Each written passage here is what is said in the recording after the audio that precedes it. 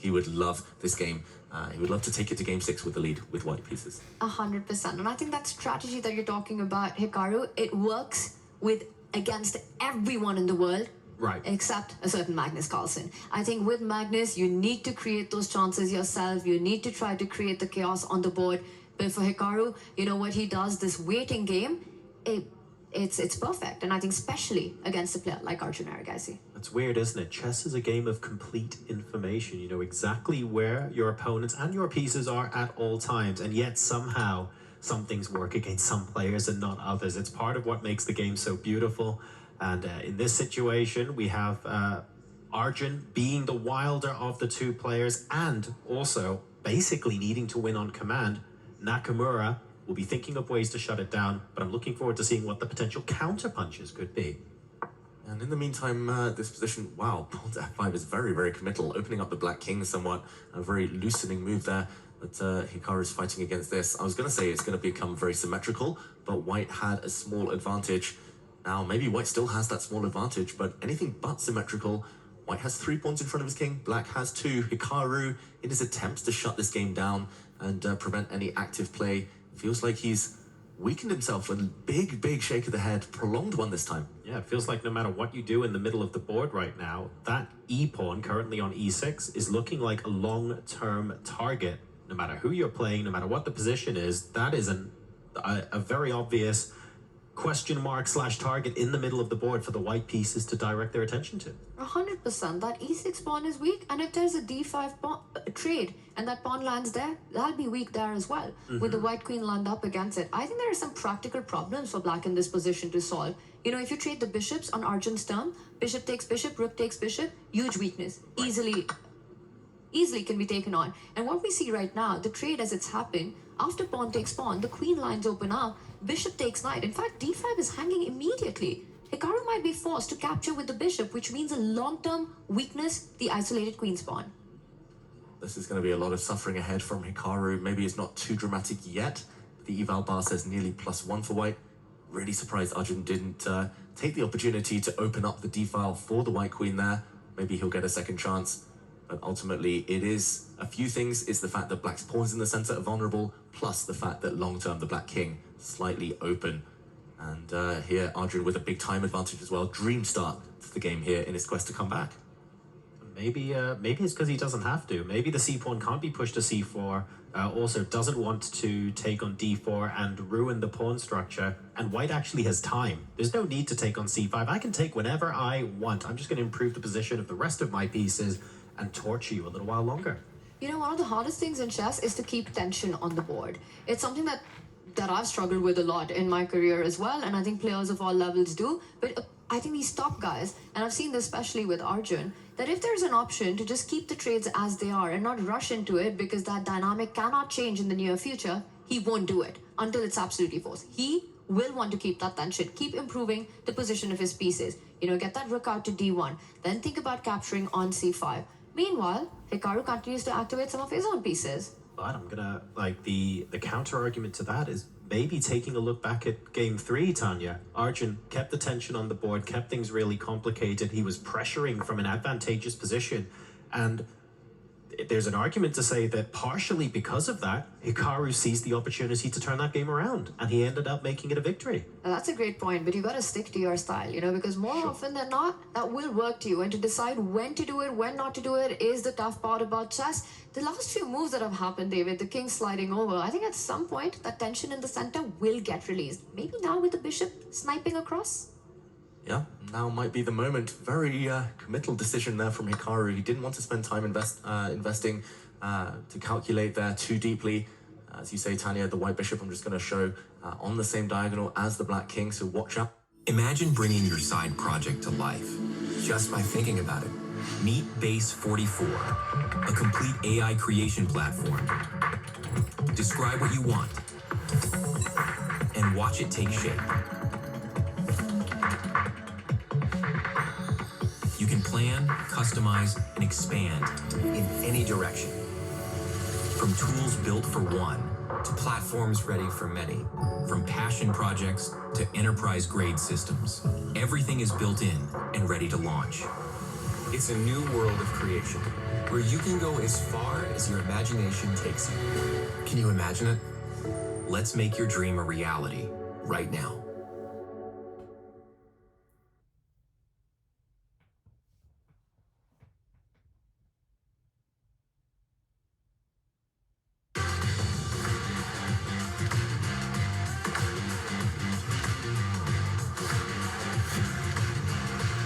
The black rook would slide across, and whoops, you find your rook undefended at the bottom of the board. The white queen would be forced out of the way, and rook takes, rook check. Black has extra material and a deadly attack against the white king. So Hikaru here defending his isolated queen's pawn with tactics, with some tricks. And yes, this is kind of chess 101 when it comes to back rankers, but all important as you try to turn the middle game in your favor. The knight jumps forward to block instead. You know, there are two strategies when your opponent's got the isolated queen's pawn. Either you go for a direct attack against it, which Arjun tried, cannot capture it, cannot win that pawn. And the second strategy is you block it, you use a piece, the square in front of that pawn, which is the strongest spot for you in the position to replace your pieces to better squares. And usually, the one that belongs there is the knight. Place that knight in front of the isolated queen's pawn. It can't be kicked back. It's the strongest position for that knight, and that's where he finds it. Also comes in with a threat. Knight to e6 at the right moment. Watch out. And this is another big moment. Arjun, in his desperation to avoid any tactics on the D file, might have opened up some tactics on the F file.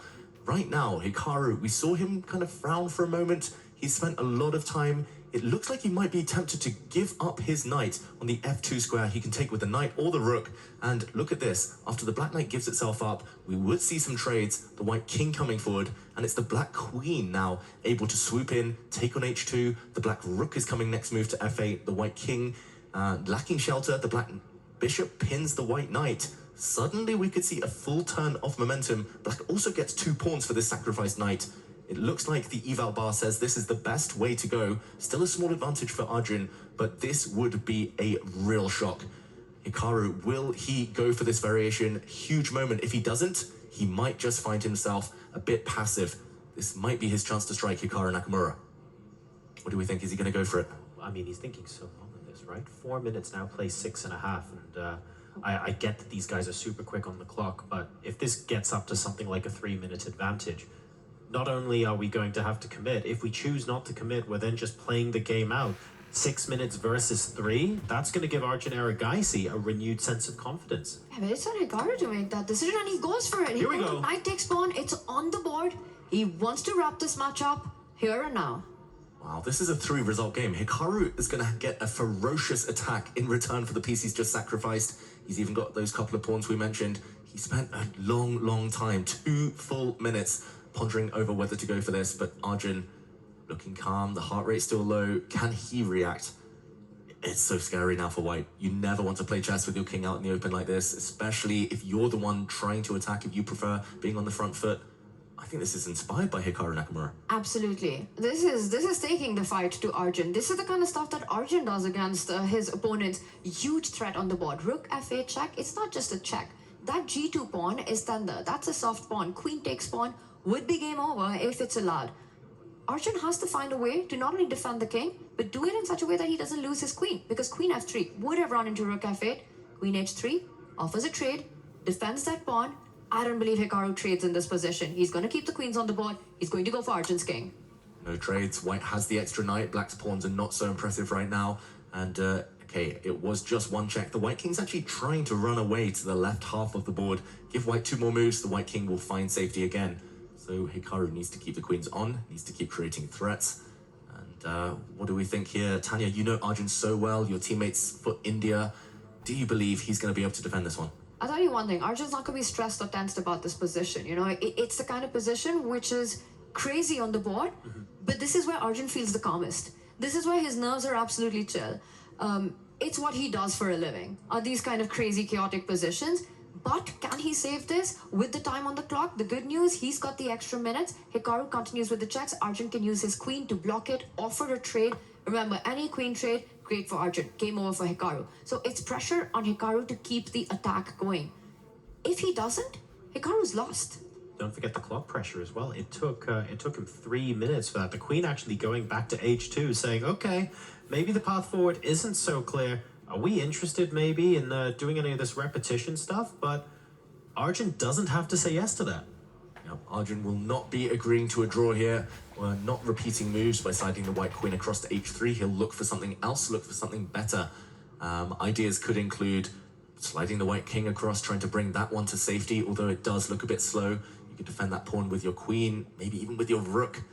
It does feel like white has enough control for now to be able to defend. But he needs to find a way, right? Because if you don't, it's a bit scary to face this as well, with the black queen and the rook. You know, yes, you can run with your king, but you're essentially giving black at least 3 pawns, which is more than enough compensation. So unless Arjun finds a good way to defend g2 and stop that check on e5, he might end up repeating and bail out in this position. And here, the all-seeing engine, the computer, our silicon friend, says that this move is by far the best for white.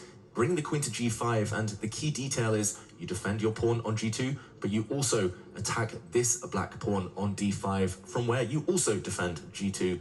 This is the move we're looking for. If he finds it, Arjun, a big favorite.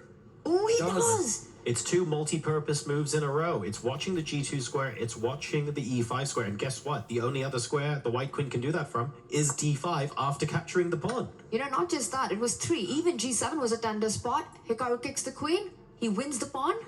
Hikaru reacted. He kind of leaned forward as if he might have missed this one. The black queen slides back, and there's a huge threat now. The black rook is trying to infiltrate on the second rank.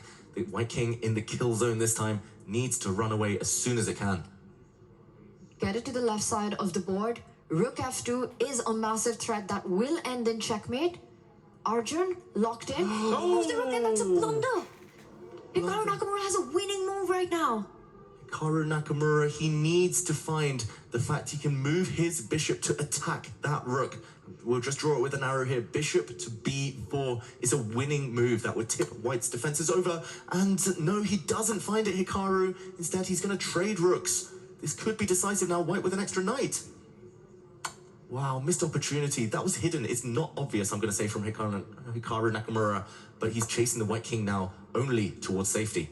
When he had the option to give a check, to make a small quiet move with the bishop, taking away the escape route for the white king. Not an easy spot, but a huge miss there by Hikaru, which has now gotten, in fact, Arjun back on the winning advantage as his king runs to safety, an extra piece on the board. And once it's Arjun on the attack with that bishop on b2 and the queen on d5 combining, the knight jumping to e6, that would be game over. Hikaru has to continue giving the checks.